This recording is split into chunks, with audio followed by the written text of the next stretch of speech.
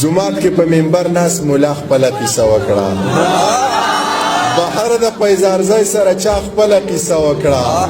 زما په غوږو راغله هوا خپله قصه وکړه زه غلی پاتې نه شوم جمعه خپله قصه وکړه نو لږ واوره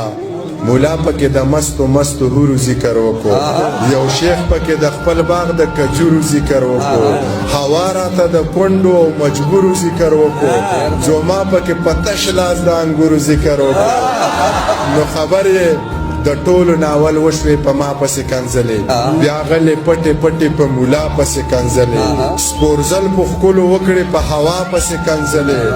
یو دې لیوني ونه کړې په چا پسې کنځلې نو ته ګوره نو ستا خیال دی یو زه پکې د امن او د مینې په مسلک یم د عدم تشدد په فلسفه باندې ښه کلک یم خلاف د جنګ جګړې بم بارود او د ټوپک یم پښتون یم د دې خلکو د لوبو چنچڼک یم خو زه خیر دی زما به په رګونو کې سړه وینه وچیږي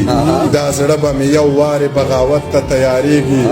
دا ژبه به اوس دغسې رښتیا رښتیا غږېږي که څوک پې خفه کېږي او که څوک پې خوشحالېږي زه نور په خپلو غوښو پردي سپي نشم ساتلی او دا ځینې بې ضمیره بیا بیخي نشم ساتلی په خپلو وسایلو ستا بچي نشم ساتلی بس نورې سپورې کرښې په تندي نشم ساتلی ژوند څه د ماتو بنګړو بار دی ویر مو په حال باندې په کار دی